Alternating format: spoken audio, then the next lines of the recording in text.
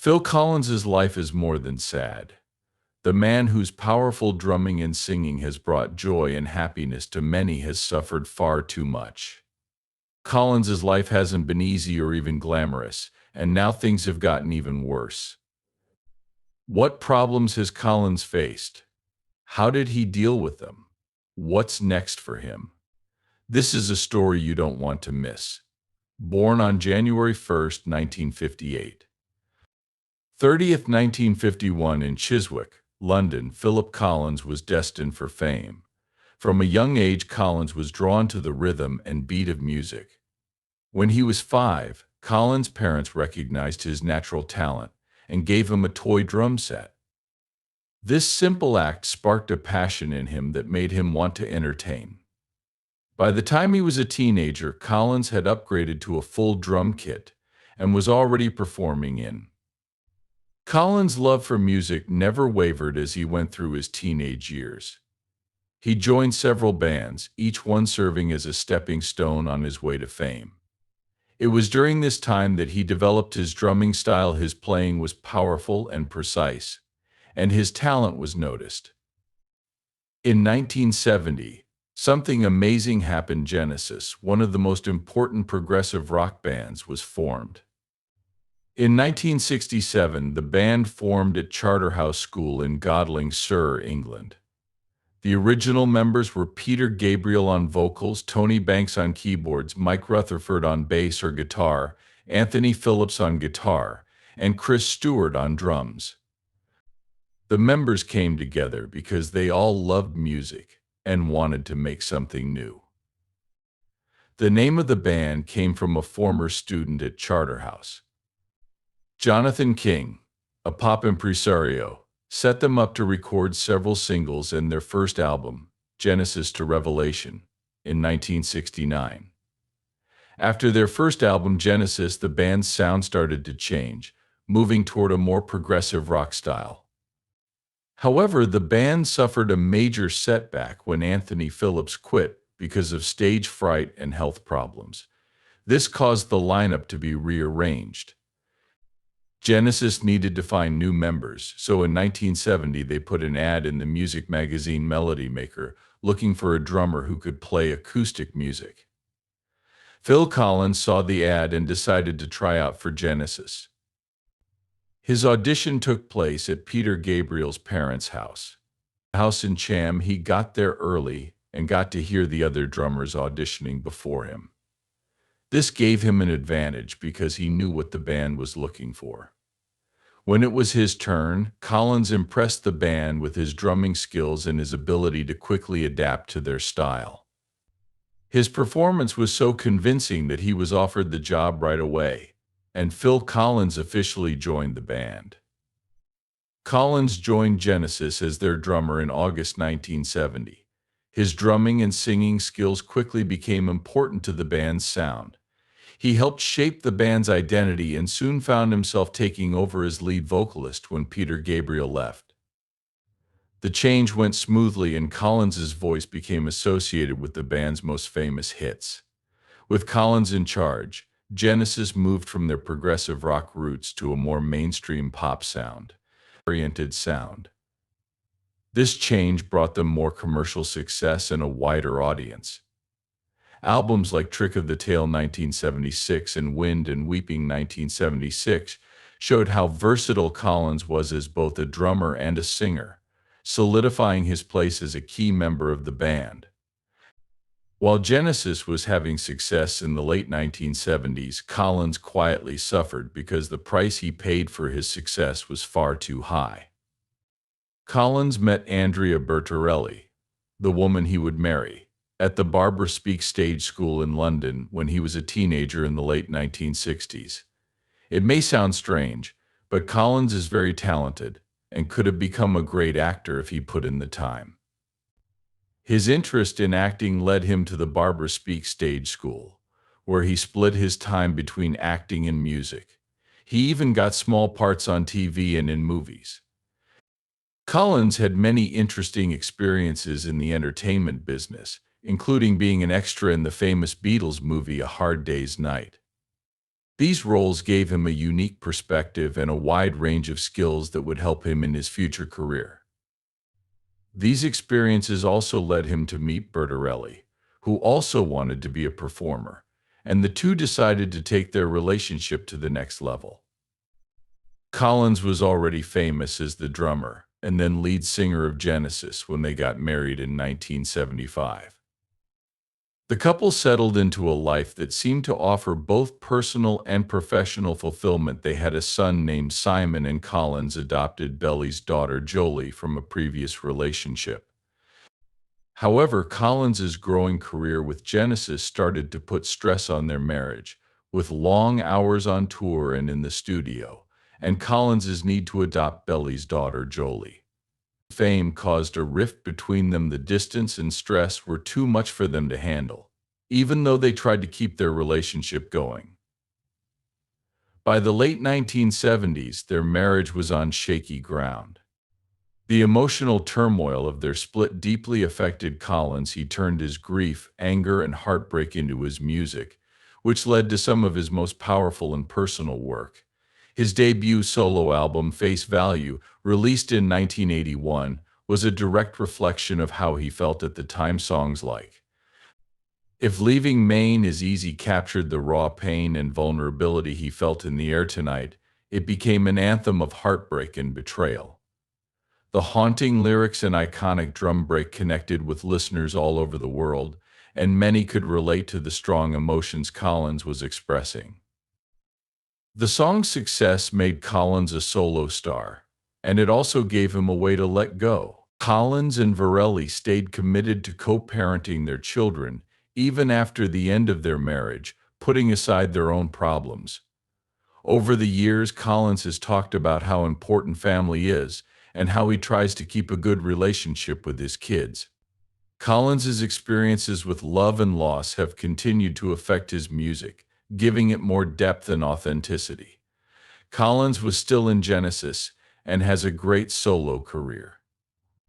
Had a unique arrangement where they kept their solo songs for their own careers and came together for Genesis projects with no plans and wrote and improvised together. This way of working helped Collins balance his solo efforts with his duties to the band, but the demands of his solo career and the differences in musical style eventually caused a breakup. Collins was forced to split up because touring, recording, and promoting both his solo work and Genesis's projects put a lot of stress on him. During this time, he met Tavelman, an American actress and architect. They got married in 1984 and had a daughter named Lily Collins in 1989. Collins often talked about how happy he was to be a dad and how close he was to his daughter. But there was another problem: the pressures of fame. Collins's career started to put a lot of stress on his marriage. The long hours in the studio and the attention from the public made it hard to handle. By the mid-1990s, what seemed like a perfect relationship started to shake, and it ended in a divorce. Collins's second marriage to Jill Tavelman was also falling apart, and he got a public divorce in 1996. It was too much for him, and he needed a break from the constant pressure and a chance to focus on his own health. So after reflecting on it, Collins announced his departure from Genesis. Fans and bandmates had mixed feelings about Collins's decision, but he saw it as a necessary step to reclaim his sense of self, find peace, and make music on his own terms. He thanked Genesis for the years they had spent together and for the incredible journey they had been on. Collins's newfound freedom gave him full control over the music and production, so he started to experiment with a lot of different styles. He tried everything from pop and rock to soul and jazz, but it was his ability to connect with fans on a deep emotional level and his ability to write memorable melodies that made him one of the most successful solo artists of the time. After leaving Genesis, Collins continued to be successful as a solo artist. He released several more albums, including Dance into the Light 1996 and Testify 2002, and went on many tours with his hits. Collins started to get awards, like multiple Grammys, an Academy Award, and a Golden Globe. He became one of the most important people in the music business, influencing a huge number of artists and shaping the sound of modern pop and rock. Then he faced his biggest challenge, which tested him physically, emotionally, and mentally. Music had cost Collins a lot, and it was all he had left after his career. Collins lost two marriages, and then, in 2007, he hurt his nerves at a concert. The damage got worse over time, and he couldn't play the drums for a musician whose reputation depended on how well he played the drums. This was a devastating blow, and as Collins dealt with the effects of his injury, he started to have other health problems. He got drop foot, which made it hard for him to walk without help, and the nerve damage in his hands made it impossible for him to do many things. The performer, who used to be very active, had trouble with basic tasks and mobility. His health problems made it harder for him to do things, and he also had to deal with chronic pain, which affected not only his physical health but also his mental and emotional health. He battled depression, which is a common but often overlooked effect of chronic pain. Collins had problems with pain and disability, but he refused to let these things define him. He kept getting treatment and looking for ways to deal with his pain, showing amazing strength and determination. To try to ease his pain and regain some of his mobility, Collins had several surgeries. These surgeries were meant to fix the nerve damage and make his quality of life better. But the surgeries were only partially successful. They gave him some relief, but they couldn't fully restore his physical abilities. Collins continued to have major physical limitations and struggled with basic tasks that he used to do without any trouble. He also battled depression, which is a common but often overlooked effect of chronic pain and disability. Collins's condition was very bad, and he had to deal with losing his physical abilities and how that affected his career and personal life. He found comfort in music, which stayed a source of comfort and expression for him, even though he couldn't play the drums like he used to. He continued to write and perform, changing how he did things to fit his new physical reality. It got too much for Collins, and he decided to retire. Collins, who is known for being honest, didn't shy away from talking about why he made his decision. He said that his ongoing health problems, such as nerve damage and chronic pain, made it impossible for him to keep performing at the level he wanted to. The physical toll of his condition had become too great, and he knew that it was time for him to step down. It was time to take a step back and put his health first. When Collins made his announcement, fans from all over the world flooded social media with messages of love and support, telling stories about how his music had touched their lives. Fellow musicians and people in the music industry also praised Collins's contributions to music and his unwavering dedication. Collins's decision to retire was a mixed one. He thanked everyone who helped him and used the time to think back on his career with a sense of pride and accomplishment. He admitted that his health had affected his ability to perform, but he stayed positive about the future. In interviews, Collins talked about how important family was to him and how he wanted to spend more time with his kids and other loved ones. He also hinted that he might keep making music in some way, even if he couldn't perform live anymore. He also kept looking for ways to improve his health and quality of life. In a surprising turn of events, Collins announced his return to music in 2015, which made the music world go wild with excitement and admiration.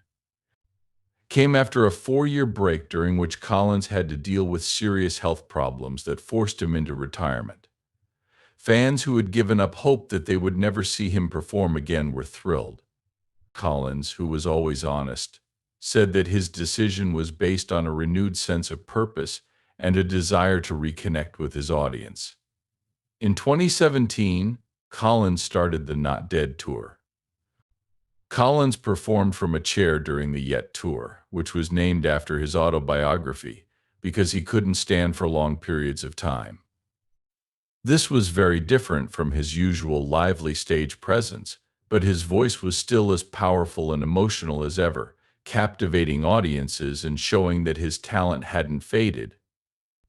Each concert on the tour was a celebration of Collins's long and successful career, with a set list that included a mix of his biggest hits like In the Air Tonight, and Against All Odds, along with fan favorites like Curio and Another Day in Paradise, and the crowd went crazy, giving him standing ovations and heartfelt applause. Collins' son Nick played drums again, which added a touching family touch to the performances.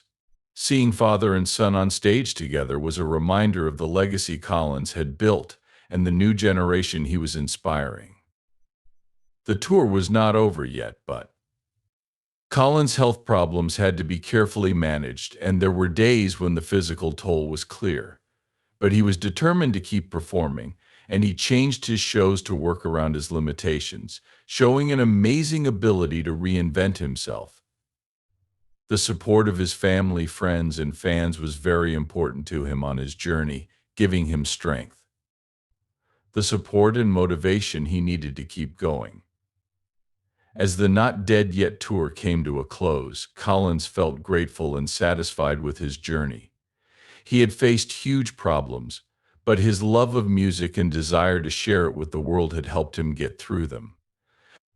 The tour was a triumphant return that cemented his reputation as one of the greatest musicians of all time. The power of resilience, the importance of family and support, the lasting effects of sports, and the music of Phil Collins's return to music in 2015 was an amazing time in his life, full of challenges, victories, and unforgettable moments. Throughout it all, Collins proved that even in the face of hardship, the human spirit can prevail, and the healing and uplifting power of music can endure. Collins continued to perform from time to time, and the sight of him performing from a chair during the farewell concert was unforgettable. Genesis's concert at London's O2 Arena in March 2022 was emotional, nostalgic, and full of a sense of finality. It was the end of the band's last tour, Domino, which took them across continents to reconnect with fans and celebrate a legacy that spanned over 50 years. For Phil Collins, Tony Banks, and Mike Rutherford, this concert was more than just a performance. It was a heartfelt goodbye to an era that had defined their lives and the lives of millions of fans as the music world. Collins's voice stayed strong, carrying the weight of years of experience and emotion.